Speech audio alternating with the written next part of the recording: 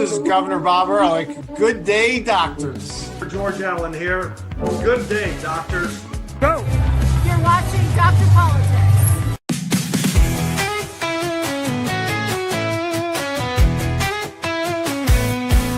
They're Dr. Politics. He's the one to see.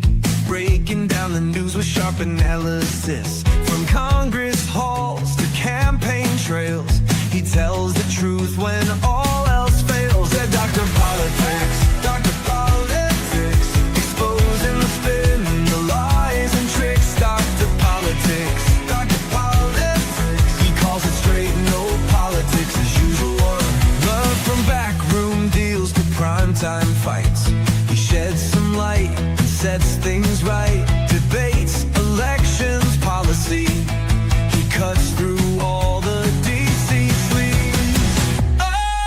Dr. Politics, he's got the facts. Dr. Politics, no holding back. Dr. Politics, go away.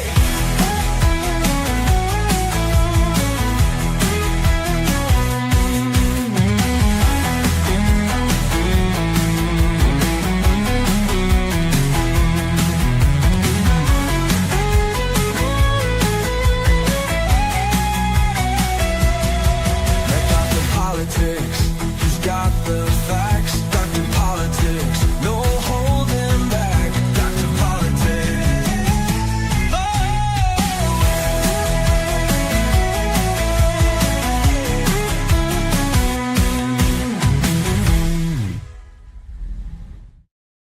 Hey everyone, it is Friday, July 11th, 7-Eleven. You still have a couple hours to get a free Slurpee at 7-Eleven today. Wow, missed I missed forgot. Yeah, I didn't realize that. See, you see, Chris sends a text. Today's free Slurpee day at 7-Eleven. They give you a small, it's like probably a 4-ounce Slurpee. Yeah. Yeah. So do you have to buy something else with it? You can just Nope. walk in and say, okay. Give me my Slurpee.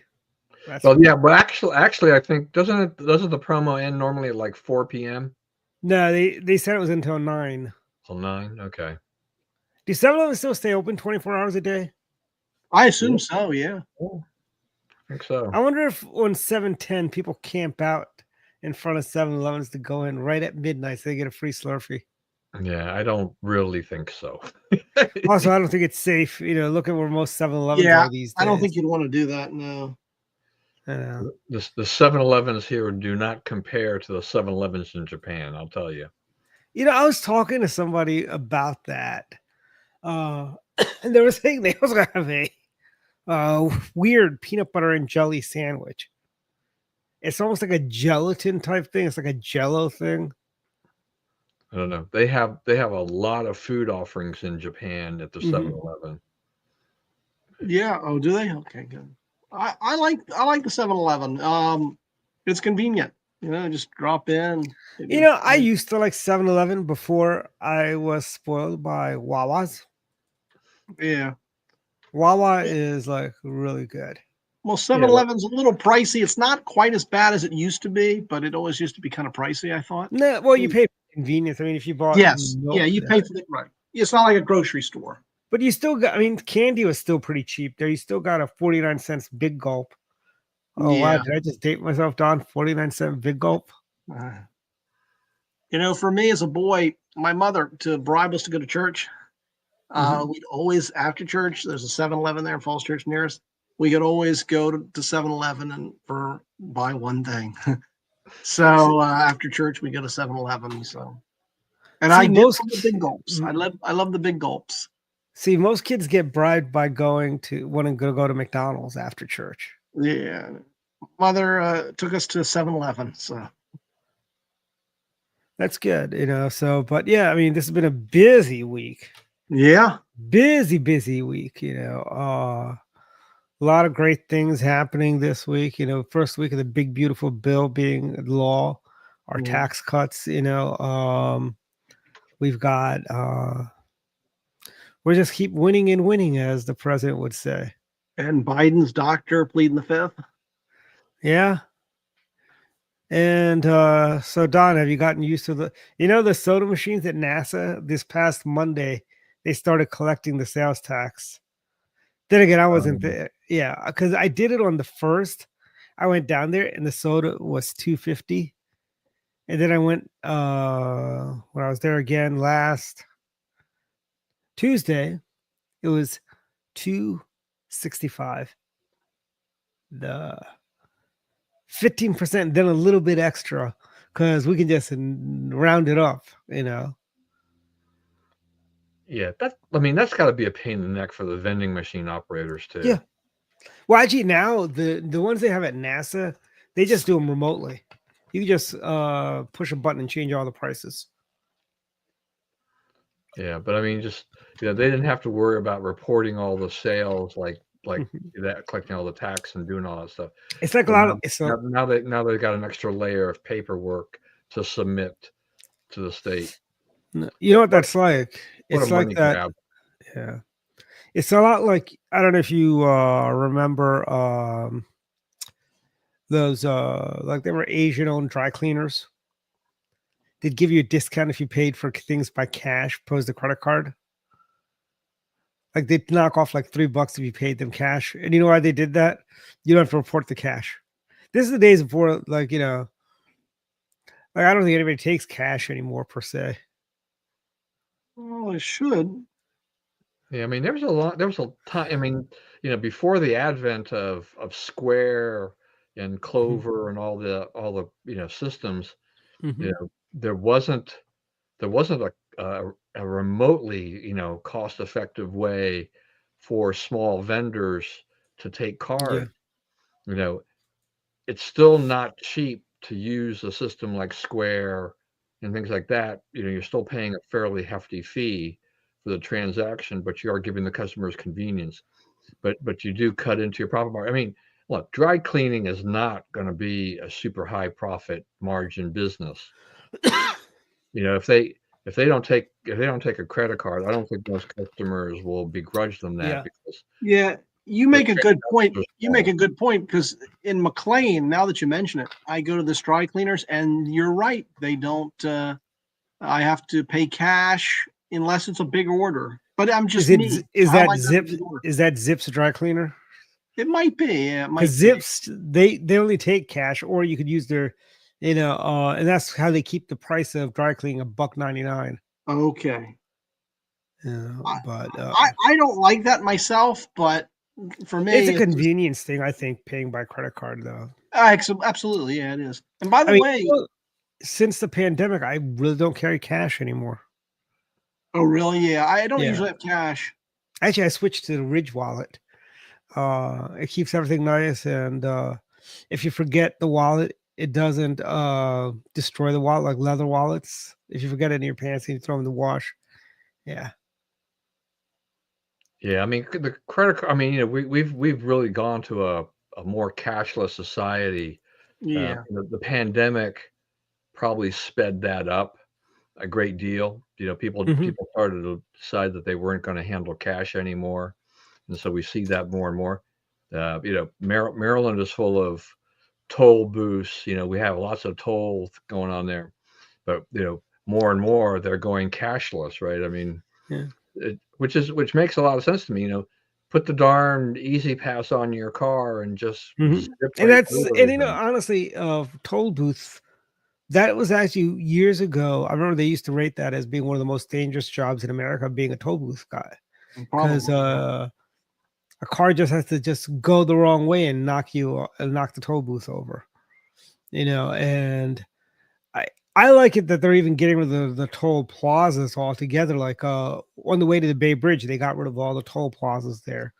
They got rid of them at the tunnel in Baltimore, but they still have them on the 895 tunnel, the old tunnel. Hmm. Yeah.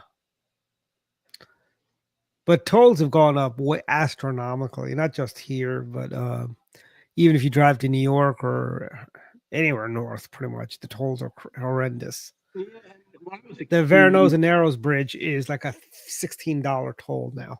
Yeah, I mean, look, they know they've got you. They know they're going to get the traffic. I mean, you don't have a lot of alternative, so you just Yeah. do that. I mean, when my wife and I last year we went through Pennsylvania and then New York and Ohio. But that toll is actually reasonable. The Pennsylvania Turnpike is not that bad, even though Ohio Turnpike's not that bad. But See, the thing is that when you're using Easy Pass, you don't even really know what the heck you're paying. I really don't care that much at that point, because I'm like, at least I don't have to be, going through and looking for quarters and yeah. stuff like that. So, well, Don, I'll tell you this: they're not a quarter anymore. Yeah. As you know, the Florida Turnpike, there's a couple of off ramps that are 50 cents to get off. Yeah. Well, it's like the Dulles Toll Road, though. Like, used to be able to throw a quarter in or 50 cents into the basket, but they kind of standardized them, and then now they're at least $1 or more, right? Yep. To get off every exit. So, but once again, Easy Pass just makes it does make it easy to get around the area. So I'm all for that. Whatever. And now that they've consolidated Easy Pass, I can use Easy Pass in Florida. I used to have a Sun Pass for Florida that I'd use when I'm down there, and then I'd use the Easy Pass coming back. But now it's just one, which is great. Yeah, it's nice to be able to say that you can go from Florida all the way up to New York, really, and just all you need is an Easy Pass. That's a great convenience. Yeah, I mean, we can go all the way to Chicago with Easy Pass before, So yeah, but they do get you. I mean, at least in Maryland, I mean, we're still living with the legacy of lower tolls of the Hogan era. How long anything lasts. That's next year, Don. That's next year. Next year. Yeah, I just got my property tax bill today. I haven't. Well, I haven't gotten mine in the mail, but I went to look mine up because I was just double checking my homeowner's insurance, and I just decided to shop my insurance around, and I saw the bill, and I'm like, "Ooh, yeah, great!" Just not totally unexpected, but I think it went. I think the whole bill, including all the extra fees and stuff like that, it's up 9% from last year. So where's our tax relief, and what the heck are they doing with our tax dollars? Yeah, what are they? They're paying for Thornton, is what they're doing. They're spending money on Thornton. Welcome, Susan. Welcome, Susan. And, yeah, no. I mean, look, Maryland has got the great, money grab. July 1st, we saw emissions, they went to $30 from 14. The registration went up by a big number, car registration fees. I mean, those are taxes. Those are not just fees. When you start doing that, they're looking for, it's like, oh, well, we'll do this because it's easier than raising taxes. But this also means that a lot of people who are just kind of getting by are going to get socked with these extra fees. Yeah, and the thing is, it's the same thing. I mean, when you think about it, all your fees for doing this and that, they're all taxes. It's all right. You got to come in. So, I mean, I understand the big ticket items might be, as you've just mentioned, homeowners and I guess income tax, but all these other things, if you have to keep driving and you're paying every day to exit, you're going to be paying a lot of money. So I mean, imagine those people who live in, maybe that's why Baltimore County has lower property taxes than we do here. But it's insane. I mean, imagine if you lived in if we had to work in Baltimore, you had to pay like $6 every day if you had to go through the tunnel. Yeah. And they're gonna try and raise the rates on the Bob Ehrlich Expressway at some point. Yeah, they probably will. Here's the thing too, though. It's like, so we're seeing these increases, as the homes, at least in Maryland, Montgomery County, have increased in value, at least by the assessor, by the tax office. What we're not seeing, as we have, at times in the past, is an effort by the county council to lower the tax rate to kind of mitigate some of that increase. they're going to capture the whole thing. They're not. Yep. They're not. There's no tax relief whatsoever, and there are people who've lived in their homes for decades, Yeah.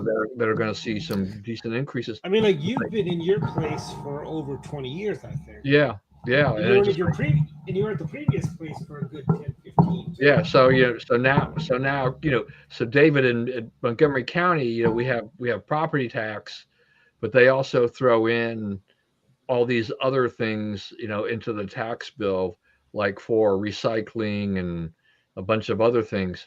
So, my payment this year is going to be just a little over $10,000. Right? How do people afford this kind of stuff? See, I'm at about 12, Don. Yeah. I'm paying 12. I almost fainted when I saw the damn bill. You By the must way, have you must have some other stuff thrown in there too, then, because I don't know. I looked at the details, Well, I think the part of the problem is I did redo my driveway and I did get a permit for that. So I bet they upcharged that, and I had some other work done.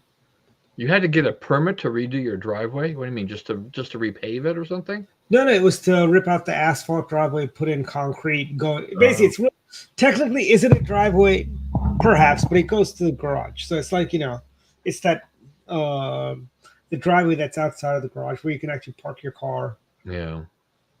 If you didn't have, if your garage was empty, and not full with junk. Yeah. I mean, I wouldn't, in Montgomery County, I wouldn't say that it's impossible to need a permit. It'd be like California, right?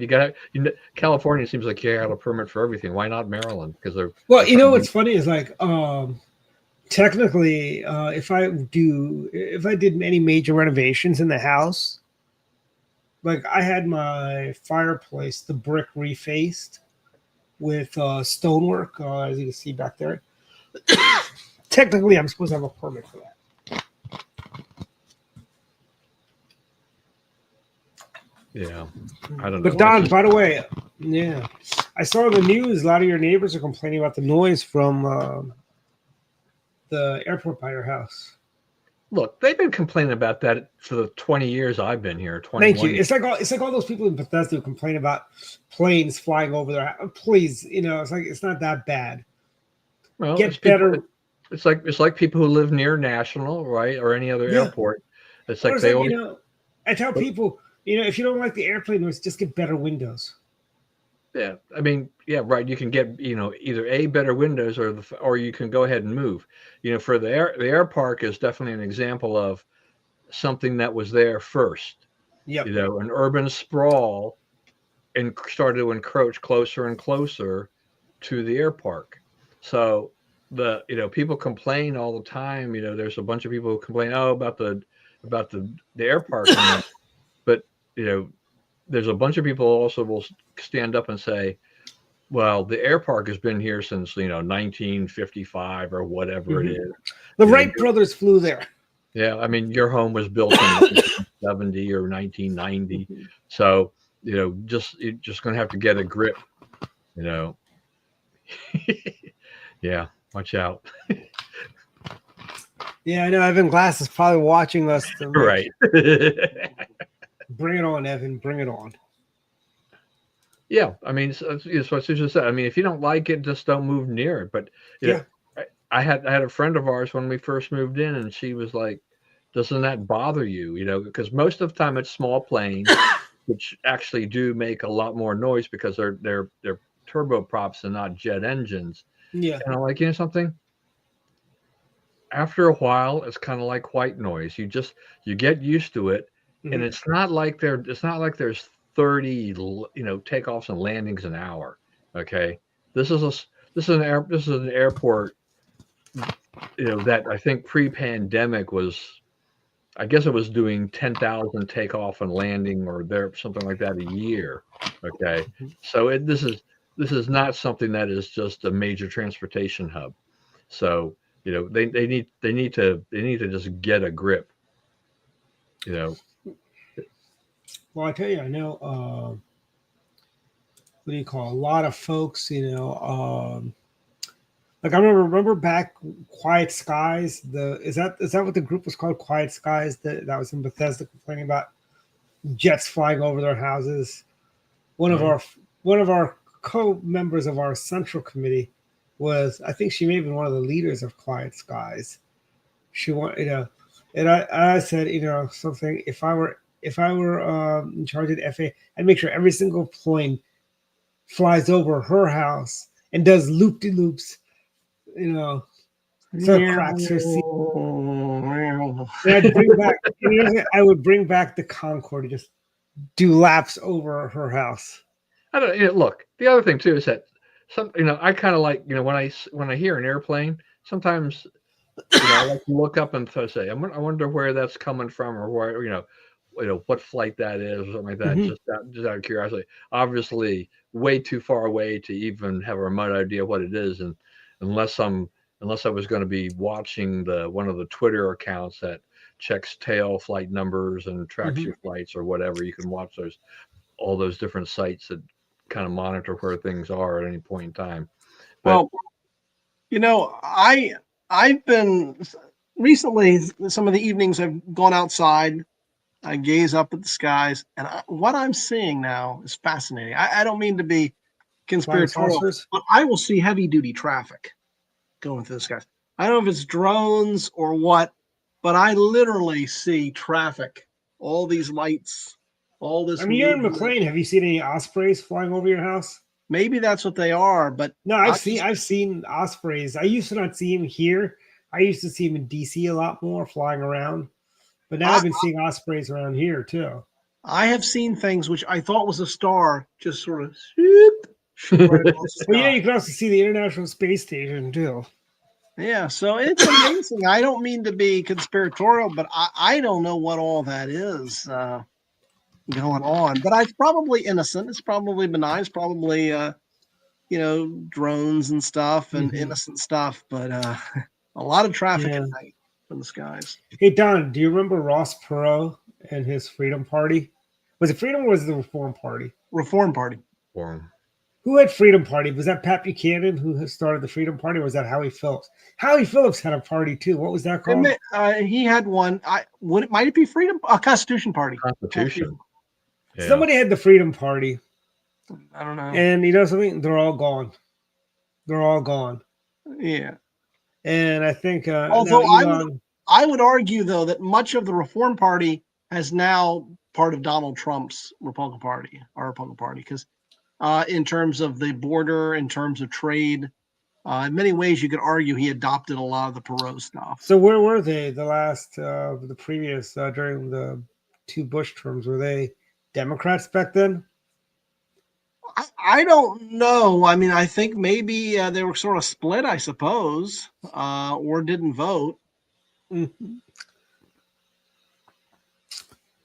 Because I think a lot of them probably did adopt Bush's policies at some point.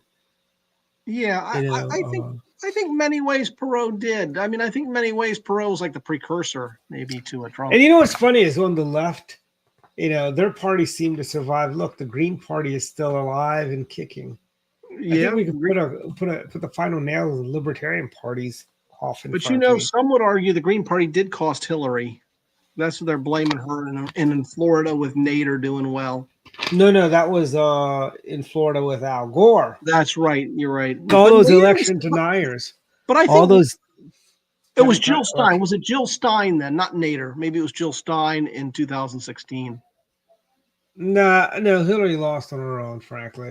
I know, but I'm saying Jill Stein, I guess, was still around because I think she was the Green Party candidate, I think, to cause. Ralph Nader showed up at Grover's in 2001 after. Wow. Yeah, and everyone just went up to him and said, "Thank you, Mr. Nader, for running for president. We hope you'll do it again in 4 years." Yeah. Is he still with us? Yeah, he is. He's what, 100? He's got to be. He's got to be up there. This is the guy that waged war on the Corvair, and the reason the Corvair is unsafe at any speed. But that was actually one of the best designed Chevrolets of that era because it was a small car. It was a Euro sedan type. My father had one. That's what that's Was it the actually convertible or that hardtop? it's hardtop. That's actually really kind of the first car that I kind of remember. Uh-huh. And my father had other cars before that, but I don't remember that. But the Corvair, I would have been just young enough to remember riding around in that darn thing. So Nader is 91 years old now. Did he Wow. like it? Did he like the Corvair? Yeah, he thought it was fine. He thought it was fine. Remember, Ralph Nader also did in the Samurai. Was it Suzuki Samurai? He did them in too. And actually, Consumer Report was caught rigging the cars, the Samurai to tip over. I'm not surprised.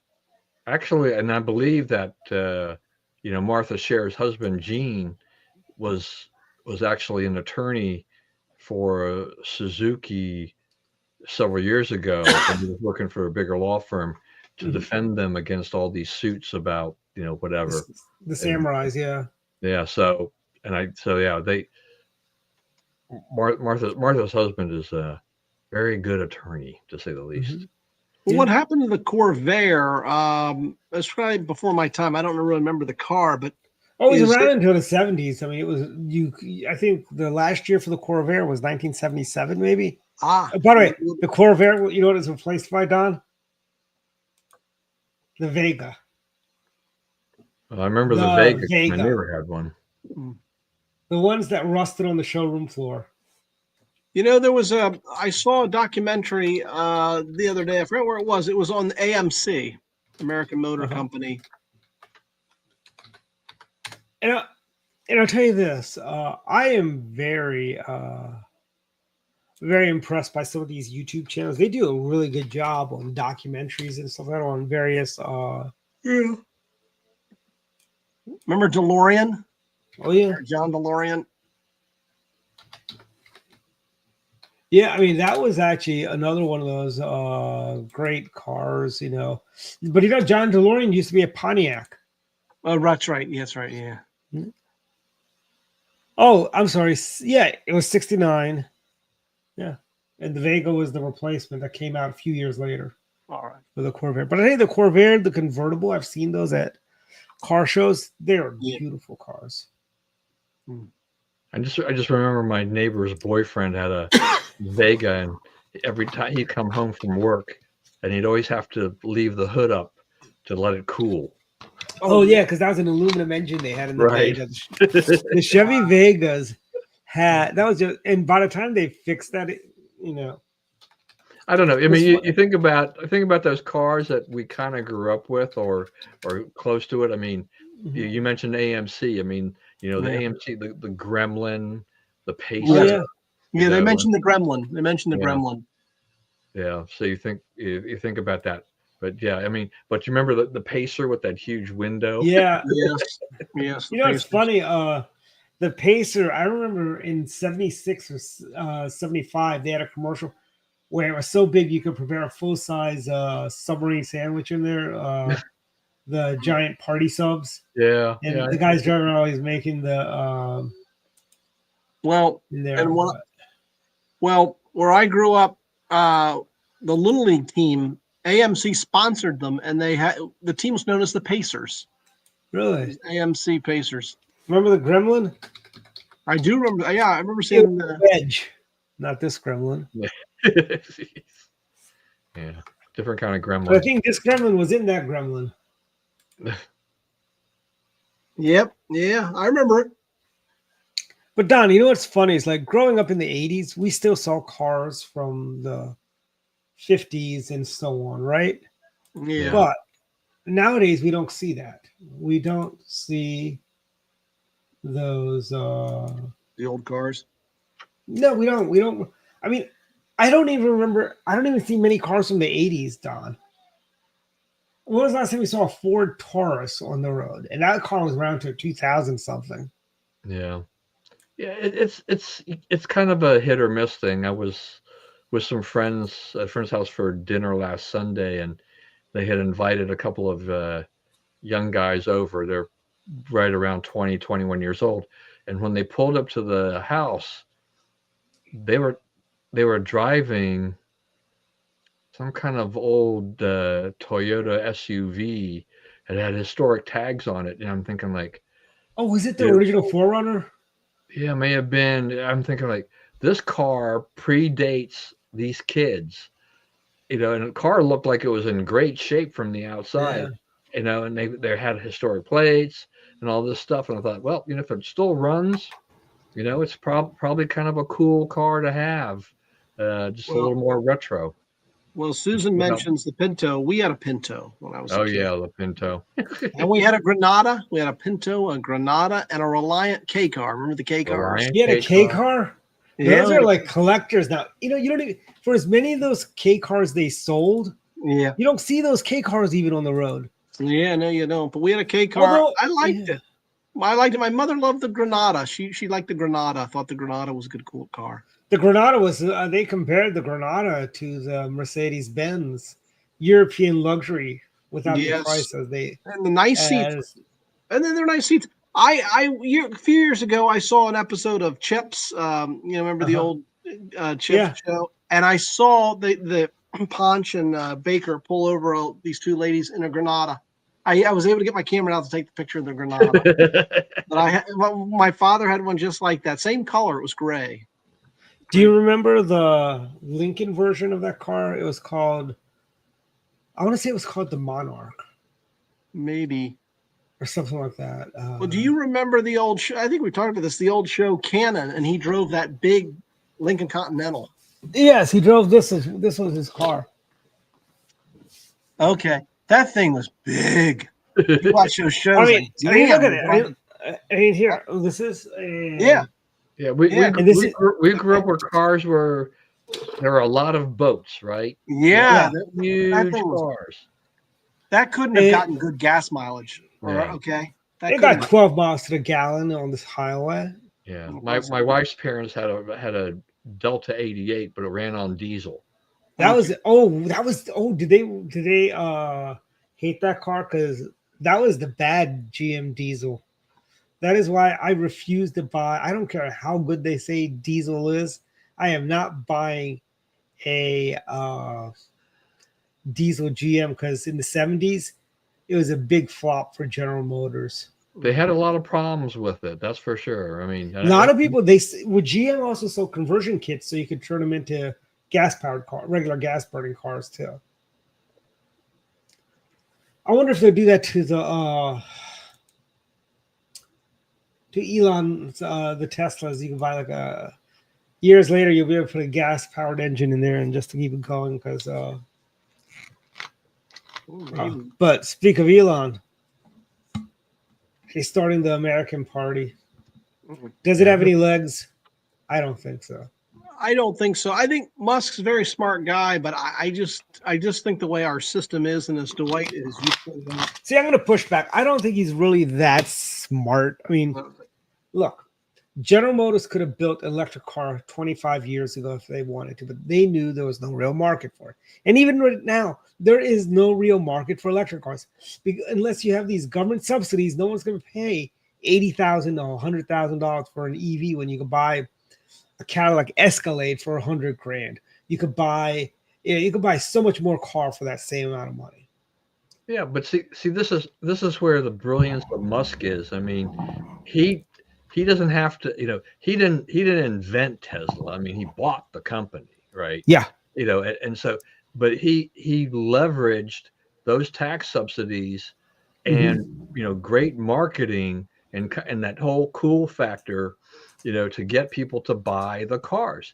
If you remember some of the first videos are people, pushing the Tesla, they hit the button and everybody's their face was like, oh, it's like a golf cart. Yeah.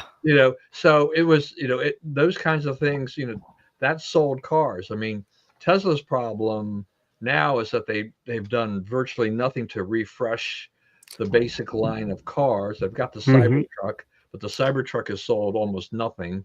So it's an oddity. It's kind of just one of those novelty things, but people, it's not a very useful vehicle. But Musk moves from one thing to the other. How much interest he has in Tesla, I don't even know anymore, because he seems to have been moved on to, Grok AI and then SpaceX and But things like Grok that. sucks. Grok sucks compared to Well, Grok, look, if he's training Grok on Twitter, that's a problem because Yeah. Twitter is a cesspool of garbage stuff on there. I mean, there's some interesting things on there, but there's a lot of goofy, stupid, terrible stuff. So Grok then winds up learning goofy, terrible, Yep. racist, misogynistic, whatever you want to call it, stuff. So it's, he would do much better to train Grok AI on something that's a little bit more mainstream. Otherwise, he's going to continue to run into the same problem, that they have been with, Yeah. with some of these things where it comes up with these stupid, horrific things that it spits out. Yeah. So, and I'll say this: ChatGPT, you can actually teach it you can actually load up in there several speeches of, say, John Foster Dulles, right? Then you could say, write something on current in the voice of John Foster Dulles, analyze how he would have said it, and it will give you something that sounds. John Dulles isn't around anymore, but it spits it out in pretty close to John Foster Dulles' terminologies and vernaculorism, so to speak. yeah, I used Google Gemini. My wife had to give a talk in church a few weeks ago. I said, all right, when I'll give it a prompt to kind of here's the topic, spit something out, and it wasn't horrible. I mean, it wasn't going to be her voice, but I just said, this is what happens when you use AI, and this is what it gives you. I was surprised that it was as All right, good as it Don, was everything here, overall. these things here, all of our graphics, this one, AI. Yeah. This one, AI.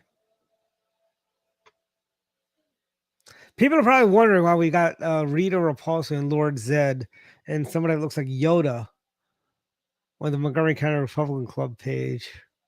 Yeah. I will say I prefer pictures over these cartoon things, but hey, whatever. I mean, look at this. This is like, these are all like generated by AI. These images, and this is stuff. Here's the thing, because I used to do some of these types of graphics things, right? It would take me a good part of 3 days to knock out something like if I wanted to do this, it'd easily take me a whole day to draw, play with the lighting effects and so on to do this, make it a comic strip. This I'm done in like 2 minutes. I'm done. Well, sometimes it takes 30 minutes because you got to because it doesn't always come out the right way. You got to do a lot of refinements to it. Yeah. But that's why when I've run stuff from DirectLine on the AA page, I basically go to YouTube, look for something, do a screenshot that kind of fits the article, and then run with that. And Ian likes to create graphics via AI. But this is a great little article on the windmill farms that are coming to Ocean City. I like the title, Captain Ahab's Revenge, Green Energy. Yeah. Yeah, Well, Trump was talking about that earlier. The issue with the whales and the sort of the disaster there, and also the very view of it. And I think the windmills are also bad for the birds. Are they? We're getting caught up in that. I've been. Yeah, told. that is true. Actually, one of the cartoons Ian sent me was a bird flying right into it, kind of like one of those Looney Tune cartoon parodies, where you have Daffy Duck flying into a windmill, something like that. Well, you know what, though? I don't mind, and the environmentalists don't like this, so they stopped at hydropower. That used to be the panacea? Yeah, but I don't mind that. The reason they don't like it is because Dave, I've got your next book for you. Oh, what's that? Melville wrote the original Moby Dick. You could do the sequel to Moby Dick. Okay. Captain Ahab's Revenge, and how he comes out, joins the force of green energy to kill the whales. I'm gonna get them this time. Yeah, that's a good point. But I didn't mind hydro, and I like nuclear. But both of those, I think we should continue to pursue. But the environmentalists don't like hydro because, well, it can hurt some certain species. I guess they can't swim back. Yeah, so let's just use windmill and have whales lose their So whales and but other. nuclear is making a big comeback because of AI. Yep. AI requires so much power that the Yeah. only way to get that kind of energy is to go nuclear. So they're now going to build, mini nuclear reactors, and then some of the reactors that have been mothballed, they're going to start bringing back online because it's starting to be cost effective again. So Yeah. I don't mind solar, but the wind I'm skeptical of because I think that's going to be tough to do because the intermittency of the wind, and also the sight of it I think can be fairly ugly. Solar, I don't Remember, think. hey, I think we're windmills, we need to adopt the Kennedy's position. You notice there are no windmills off of Hyannis Yeah, because the Kennedy family fought tooth and nail to keep those off. yeah. Or they just bought off a bunch of politicians, so they prevented the construction. That's more like the story. Let's just face it. Yeah, I know. well, there's a limited number of places I think you can go with windmills. I mean, when about a year, almost year and a half ago or whatever, when we were traveling back home and we were going through Texas and Amarillo area and things like that, they had a ton of them. But Yeah. you need lots of land and you need wind, and not every place in the country has got enough wind to generate. I know there's some in Pennsylvania, and that's also why they've gone offshore with a lot of stuff, because there tends to be a lot more wind, out there in the ocean. But then that's a whole nother thing going on there. And they have had problems. I mean, I think it was New York that had a contract with a company to develop offshore wind, but the expense of doing so became so great that the company basically, quit the contract. They couldn't afford to build it anymore. And a lot of these things, like especially like wind, they're not as green as the environmentalists make them out to be, because what do they require? They still require fossil fuel based energy to run them, to maintain and them. they gotta replace the fans on there. Those are not Right. biodegradable. Yeah. By the way, where they probably could put a whole lot of windmills and generate a lot of energy? Oklahoma. Oh yeah, Where well the they've wind- done that. They've done The a lot wind of that. comes whipping, swooping down the plane. That's right. T. Boone Pickens. Yeah.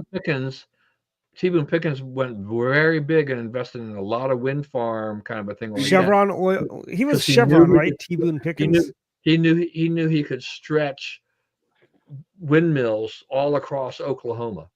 Yeah, he was Chevron, right? That was his company, or was it Occidental? His Occidental. oil company. I don't know if T. Boone's was. I thought T. Boone's was more of a wildcatter, kind of a guy, not someone who's associated necessarily with one oil company, and all that. But it's also like Kansas. The windiest I ever felt it was Kansas. I was going through Kansas and Mesa Petroleum was his company. That's it, Mesa Petroleum. Yeah, but that was something he put together. That wasn't right. Yeah. So, and then he started BP Capital. Go into Oklahoma and the heartland or whatever, and it's like there's wind there that you just cannot believe. I mean, I went to a college Republican thing in Oklahoma City. I don't know, 30 years ago, and I was outside this area, this park that we're going to have it in, and I'm like, it's 3:00 in the afternoon, and the wind was just crazy. So they made a decision to move the thing indoors. They had to find somebody in the park who actually had a key to the building, so they could move their event indoors because it was way too windy. And all I could think about was the old, the old movie, the old play, Oklahoma. Yeah. Where they said the wind comes sweeping down the plains. I'm like, I can vouch for that. Yeah. By the way, who else could probably vouch for that is Dr. Trott. He goes up to Oklahoma fairly frequently. And what's funny is, ride-on buses are free now, by the way, in Montgomery County. Don, did you know that? Yeah, I saw that. Yeah. They still go around empty. They still go around empty. You know what? Get Jason some stuff was telling away, me, raise fees and taxes, whatever, right? You know, Jason was telling me like in Dallas they have a train. It's free, and all you have is homeless people hanging out in the train. So they go from and the Well, I know they've got a light rail system in Dallas. Okay, they've yeah got a Dart. dart. I think a dart. Uh, you know, so I thought you had to pay for it. The problem is that just like No, they almost stopped doing every that. In the beginning you had to pay almost for every it. light rail system I have ever been on, Arizona, Mhm. the problem is California and I think it was in Santa Clara or whatever, is that because the fare system is not uh, widely enforced. They don't really police it. It's an honor Mhm. system. You buy a ticket, you get on, but it's rare that there's anybody there to actually check your ticket or check your monthly pass. It Mhm. is a great place for homeless to just ride the rail from Mhm. one end to the other and back and stuff like that. Well, And I've I seen mean, it. yeah, well, back remember the '90s convention? Matt and I went out to San Diego, right? And after the convention, we decided we'd take the train, and we figured it was like Metro, and somebody would come look for us. So we bought we bought tickets, to get on the train, right? And then we realized, we could have just got because you buy the tickets on the platform. You're Right. there. You get in the train, you get off the train. We didn't have to do that, but we did because we're good people. We're law-abiding, law and order people. But Yeah. we could have Yeah. I, rode I don't around I for don't know. free. See, that's the problem. See, that's one of the problems I have with light rail is just that it's predicated, these people, the politicians who plan this and say this is, we need to have this to move people. And then they have these fare systems set up, but with almost no enforcement. It's just that what's the percentage of people, riders, that are actually really paying for the Yeah. rides? They require massive government subsidies because most of the riders Mhm. are not paying. Now, I have seen periodic enforcement. I saw that in Minneapolis. I saw it in St. Louis. That must Um, have been when we had Tim Pawlenty as governor of Minnesota. yeah, I don't know. I remember when it was. It was back Tim when Timmy would probably just said, "Oh, let them ride. They're not hurting anything."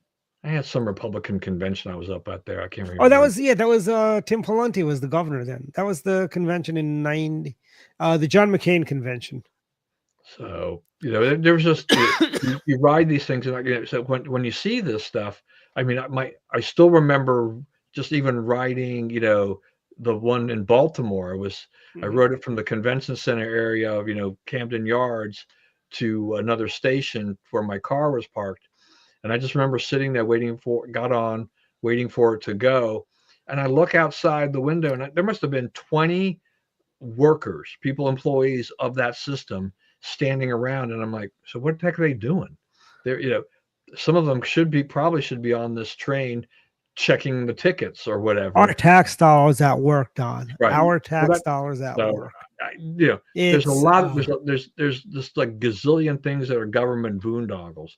I Oh mean, yeah. Well, and Metro was a good example of that. I mean, they're providing decent, great paying jobs, really, and that well, was I think was that's what Zoltan Mamdani wants to do in New York City, make the trains free. yeah, yeah.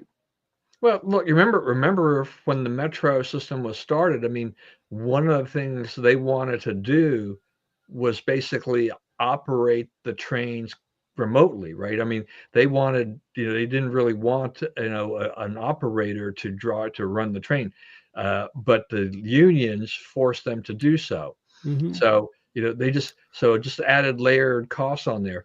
You know, I don't know 50 years ago whether or not the technology was really there to run a train system without, an operator. You can see, like, if you're in a closed loop system, like, the trams that run at airports, they just run automatically every 2 or 3 minutes, right?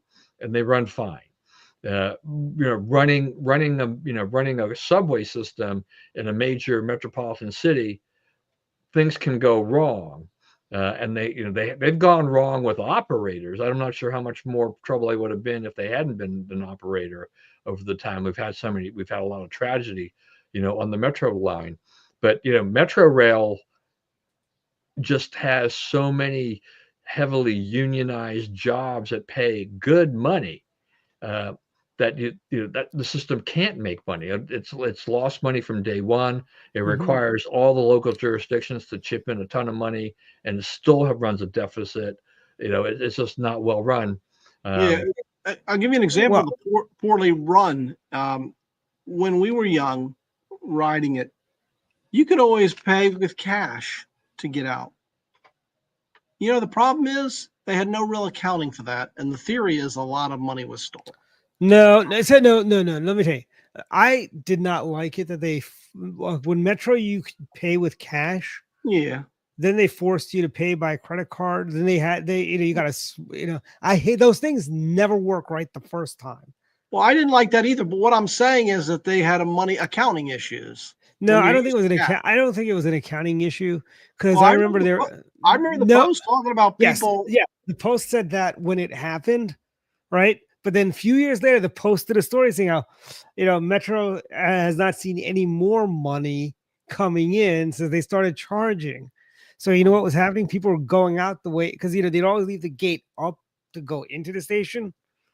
So people were just going out that way, that's all it was. It was nothing, Well, the cash problem was really with the parking lot. Yeah, right. That's what I meant. That was where the cash was disappearing.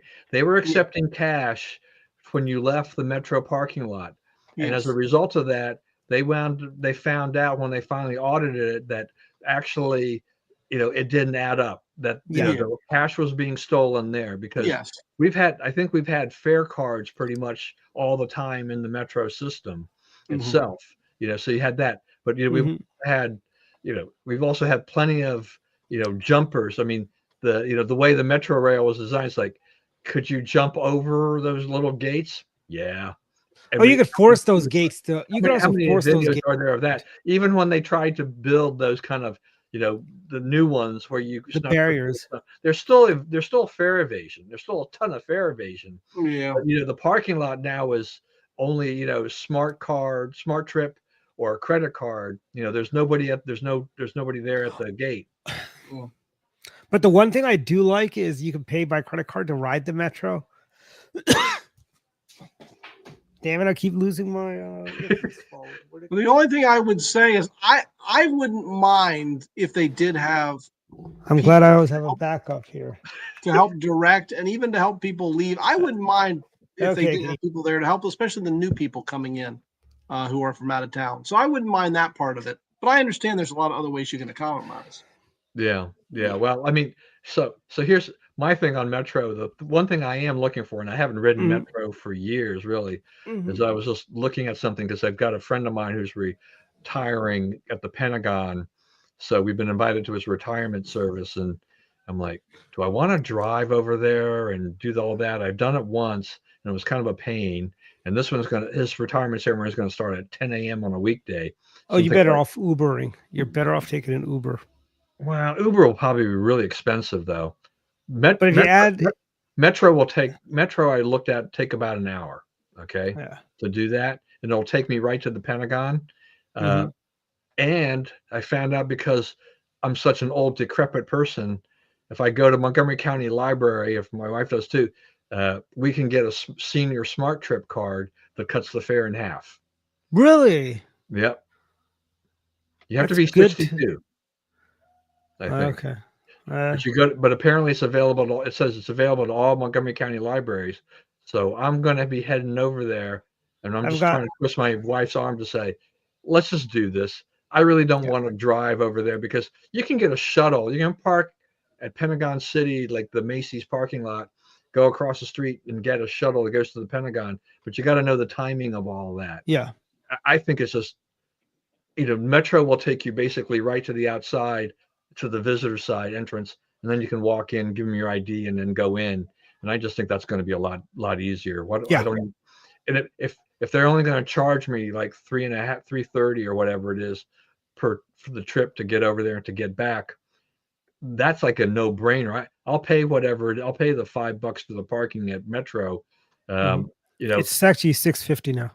Is it $6.50 now? Mm-hmm. Okay, so I'll pay whatever it is. I'll pay that. It's probably 'Cause still that's cheaper, that when I go to stained than the glass. gas and wear and tear in my car and the stress of having to, fuss with all those people to drive from my house in Maryland to the Pentagon. So I Yeah. just got to convince my wife. It's it's a no-win situation many a times, Yeah. Um, I this was the first time in probably since before the pandemic I took the metro to go downtown. Like when I went down there previously, I would always Uber in. Like what I do is I drive to Friendship Heights, park there, and then by the way, that's a premium park there too. By the way. It's not a metro lot, it's the lot where the Capital One Bank is there. But you go to the bank, they'll validate the parking, so you're all good. I think the Giant idea, used to also validate too, but from there I just take an Uber and it's not that bad. I think the idea of the metro was good. I just think it's been poorly run for all these years, and I don't know if it can be saved, but I just think it's kind of a I money. mean, we could be like Philadelphia. Philadelphia's got several transits. You've got Patco, you got SEPTA, you got Amtrak. I mean, you got all these different train lines there. I mean, and by the way, I hear Patco is the best of those. The Patco line is better than SEPTA, but our friend Sammy Marcos of on he's got a channel dedicated to trains. He could be more knowledgeable on which is the better line, SEPTA or Patco. So Sammy, if you're watching, chime in. yeah. See, I think one of the flaws in Metro, I Mhm, mean, and this is, got to remember, I mean, the system was planned in what, the late 60s, built in the mhm, mid 70s. They didn't have any real idea of how much growth and yeah. traffic patterns and everything were going to They be. didn't realize the government was going to grow this big and this Yeah, many well, people yeah, were going. that's right too. But, so, what we have is basically, a hub and a bunch of spokes, and Mhm. none of those spokes out there connect to each other. If you want to go Oh, from Don, that's where we're getting the purple line now. The purple line is going to connect everything. Yeah, well, yeah, that's another government. Thank you, Governor Hogan, for speeding up that Another boondoggle. government boondoggle, frankly. Yeah, that's unfortunate. That I think was one of Hogan's Why greatest do we need to mistakes. even do that? Why can people in New Carrollton, are they not capable of taking the orange or blue to Metro Center, hopping on a red line towards Shady Grove and getting to Bethesda that way?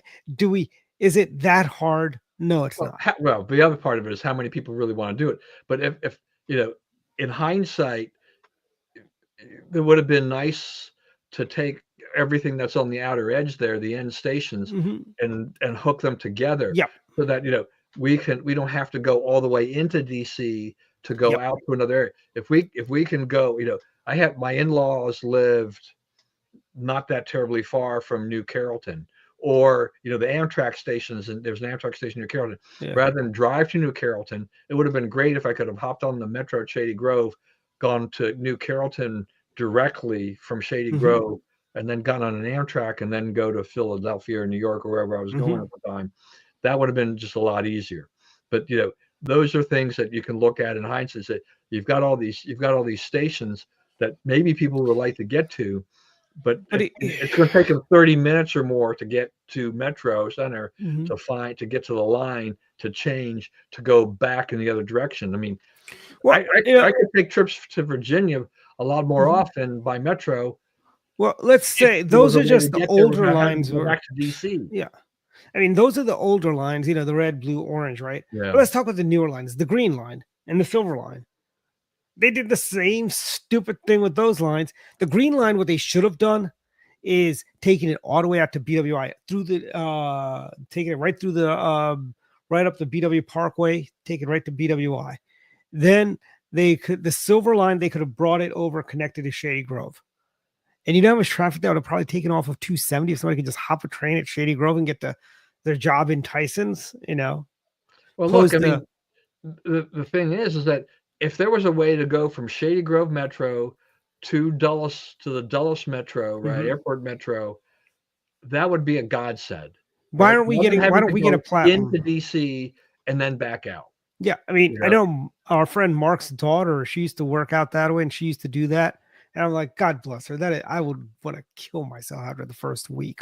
Yeah, I I mean, mean, I'm going to be my wife and I we're going out to Utah next week, and our new pattern at Dulles now is that we drive out there and we pay the Fairfield Marriott or whatever, yeah.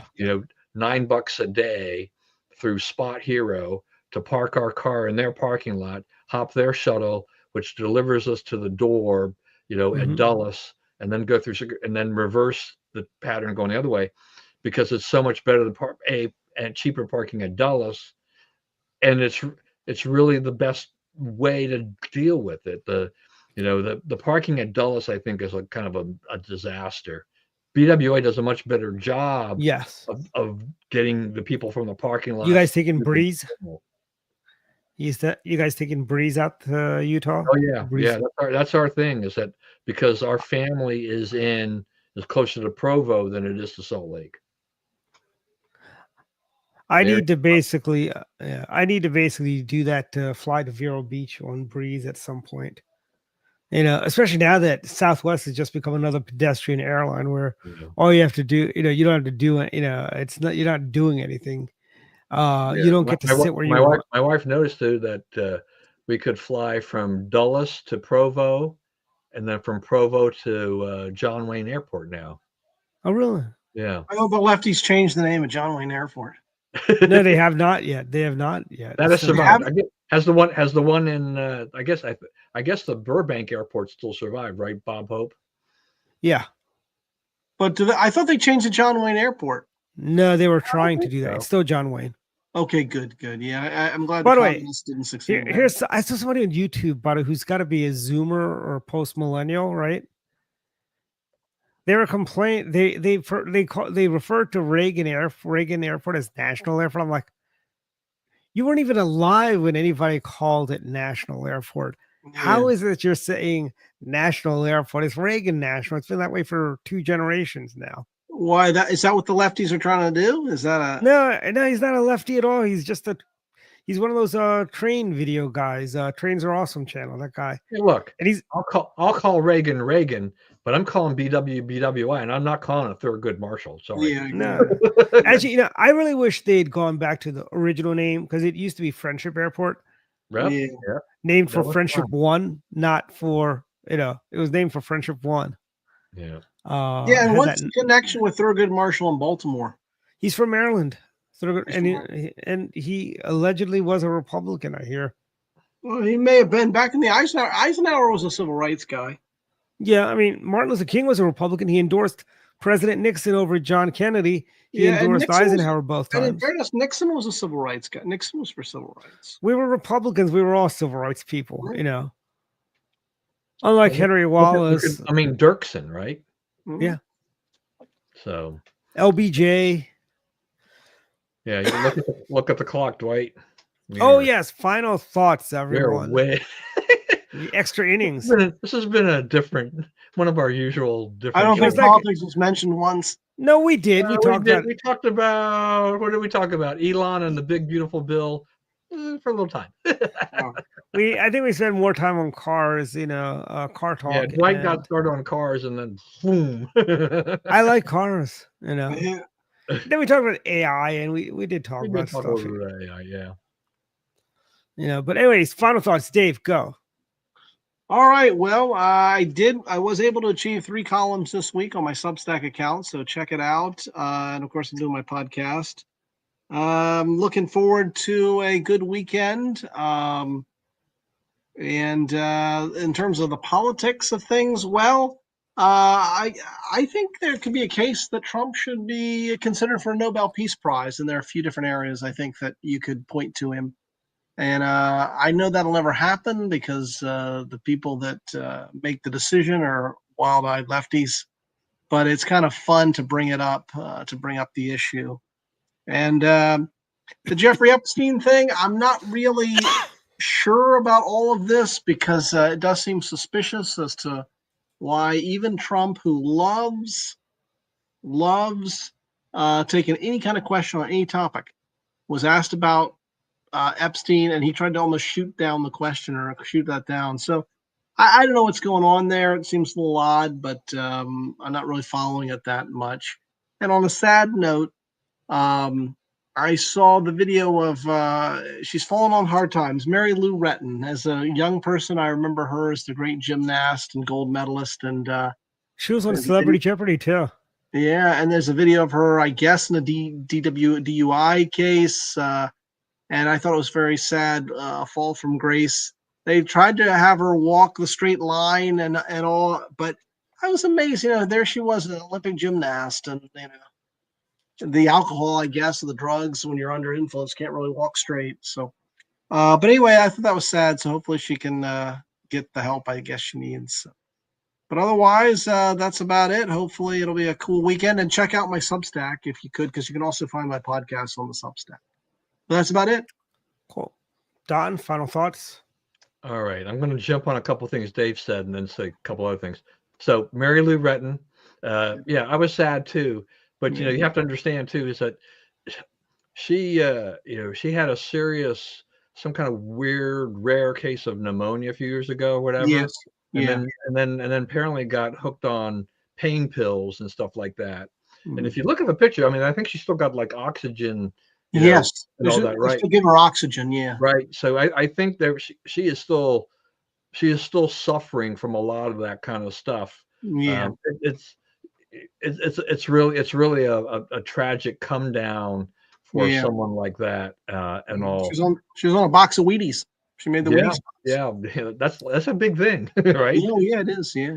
Well, the thing with Olympics, the stars, they don't make a lot of money when they're trained. It's a lot of money they got to put into it, But she got some nice endorsements afterwards. Yeah.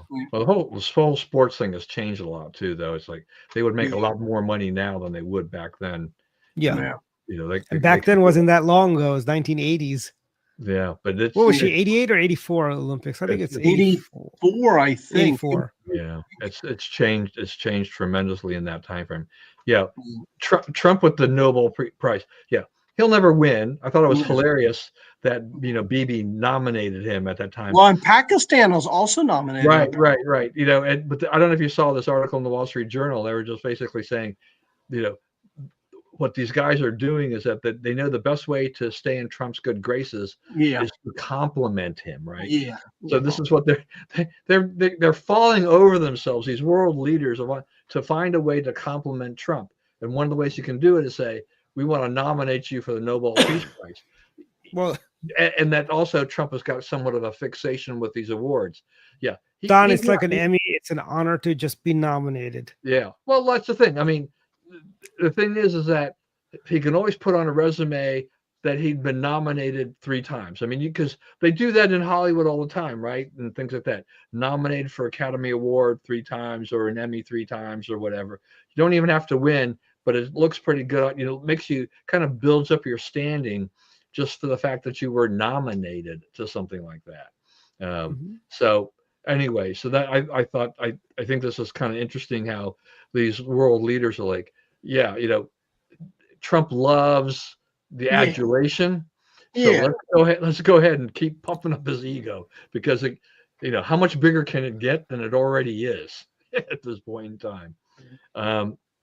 I thought it was, I've been reading a lot about the whole thing that's been going on in the flooding in Texas, and we saw how the Dems, the liberals, were jumping over Trump, trying to blame a lot of this on cutbacks, budget cutbacks, from at NOAA, National Weather Service, and stuff like that. Except the National Weather Service had actually added staff for that flood event.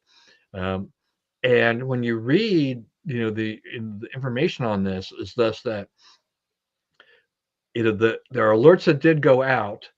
There are issues with the fact that where they are, where a lot has happened, does not have very good cell phone coverage. So some of the alerts probably were never received to begin with.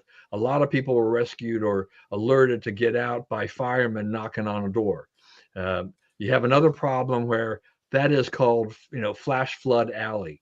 So look, if you're building anything along that river, the Guadalupe River, you're already putting yourself in some kind of danger.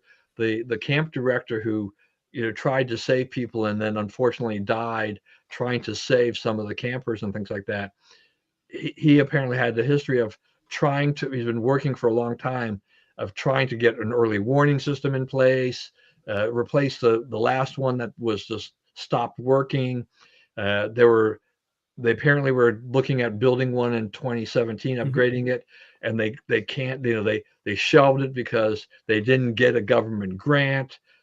There's lots of finger pointing going on. Can you really blame anything? I mean, you're in an area where that's what the weather is like. They have had a long history of floods in that area, so those things will happen. It's extremely unfortunate of the level of the tragedy would happen. July 4th weekend, you probably couldn't ask for much worse a weekend, kind of like Memorial Day, these big 3-day weekend holidays where people are going to gather along, a place where they want to enjoy the water and whatnot. It's extremely unfortunate, but to turn this into a political football and to blame the Trump administration is completely wrong. I mean, this shows how desperate the Dems are to find something to get after on Donald Trump. And there's just nothing there at this point. And compare that also to weather in other parts of the country. There's tornadoes in parts of the country. There are hurricanes in parts of the country. There's fires in California. One of the biggest problems we have in this country is that we have built in areas which are prone to a lot of these natural disasters. Therefore, there's going to be, unfortunately, probably a loss of life when those tragedies occur. I mean, when those weather events occur, they're going to occur. You can't stop most of them. So, people have got to really rethink about, do I want to build in a fire zone, in essence? Do I want to build in a flood zone? If you're willing to take the risk, you understand the risk, fine. But, this is what happens. And it's, maybe some lessons will be learned by this. Remember, Houston has no building codes, right? No building codes per se. And Houston has been devastated time and time again by flooding and other things because there's no building codes to get buildings to be able to survive floods and other disasters.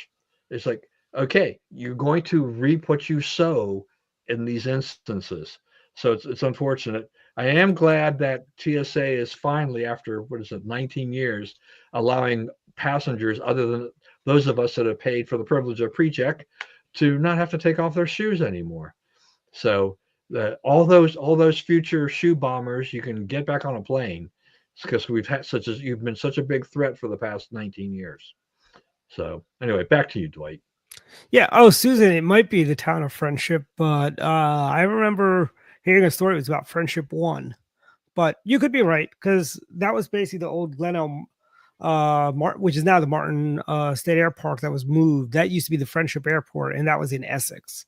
So you could be right, because now the airport's in a town called Hanover. So I don't know.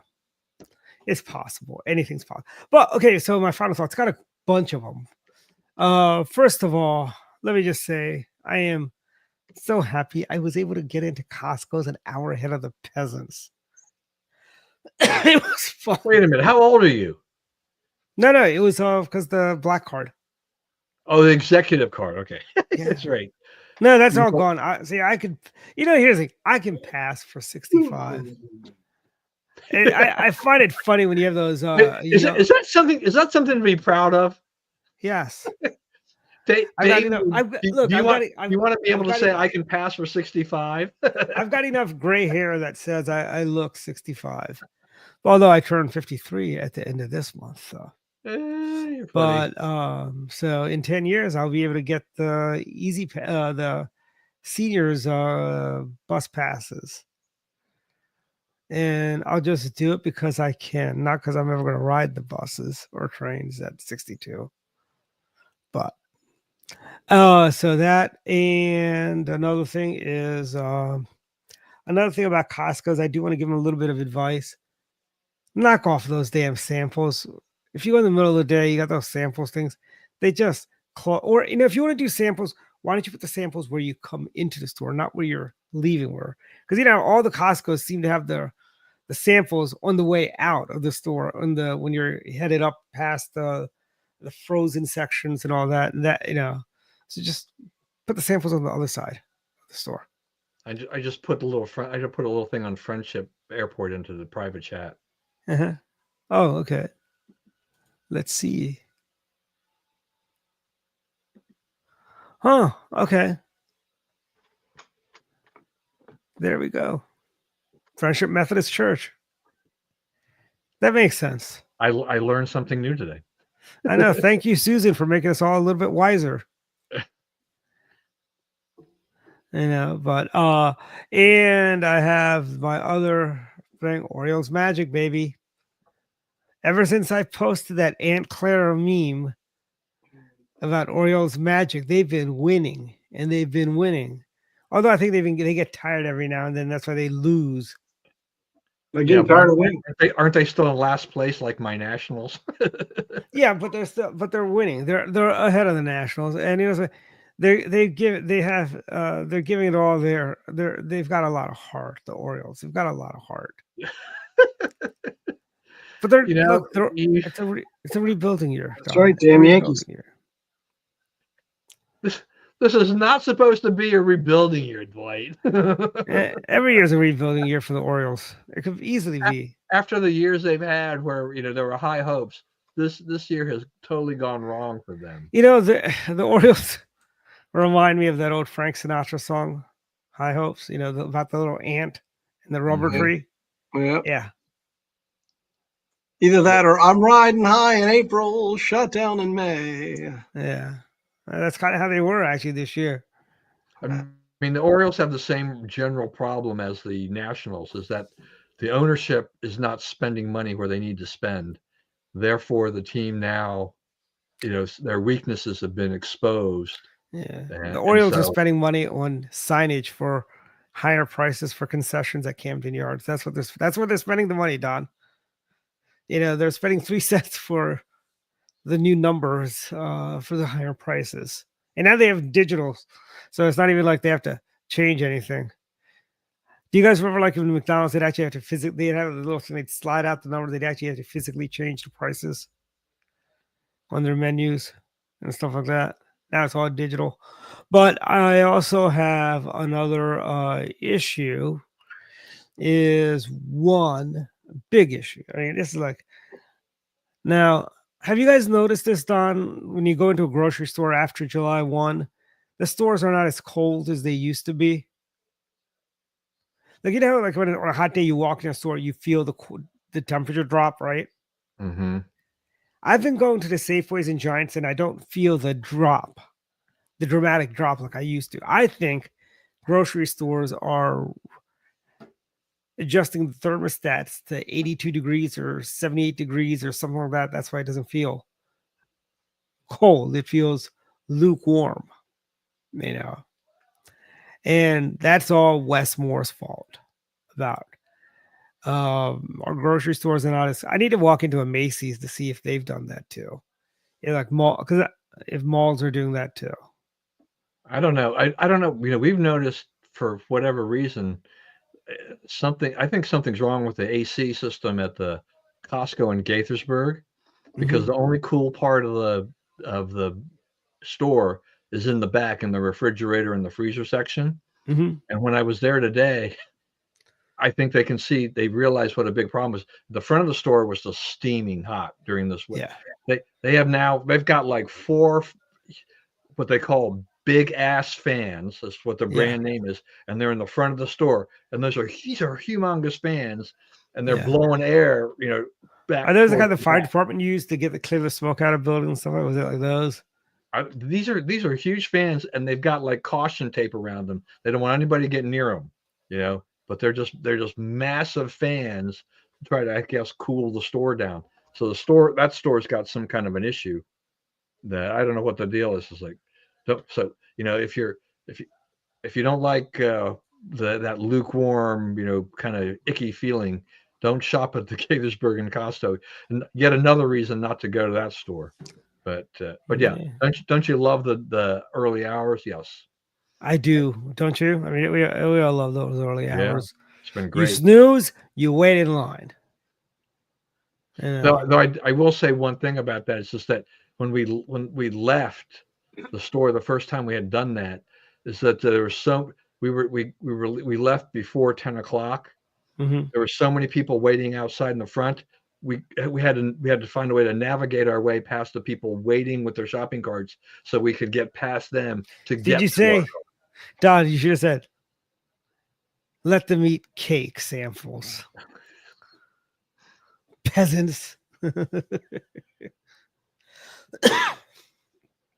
But we know they're good, hardworking people. They're not peasants. It's a joke. Just like Mercedes has those screens you can put up, like the windows down, there's still a screen. Those are referred to as peasant screens, so peasants can't look in to see who's in the car. But yeah, so yeah, our because of Westmore, our grocery stores are warmer now when we go in because of that. You think maybe that's what Costco's is doing? They turn off the AC just to save a few bucks. No, Costco definitely doesn't want to make their customers uncomfortable. I mean, why else are they bringing in, like, I think the Gator one had at least 3 fans. Have you ever gone to the Beltsville Costco's? I have. That is the worst Costco's I've ever been to, and I've been to many Costco's around the country. And the one in Beltsville is the worst. Well, I definitely hate the gas station there.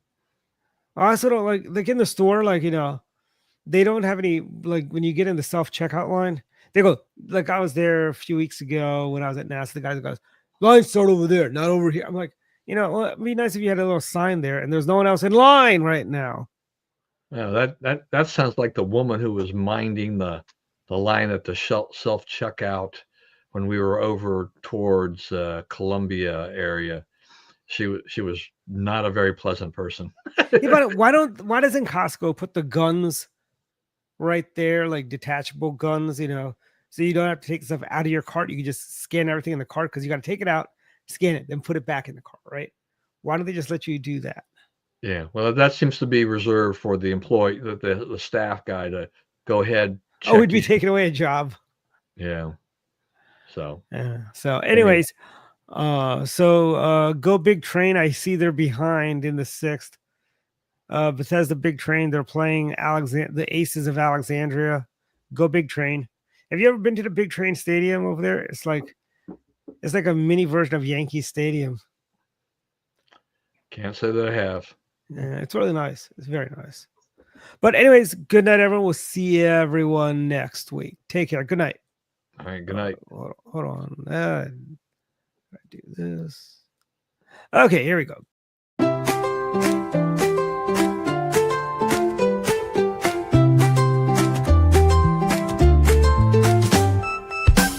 Let's go down to Masoni's, where Italian cuisine shines.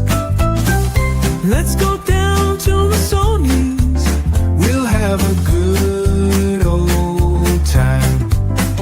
Homemade pasta at Masoni's, sauces fresh and fine.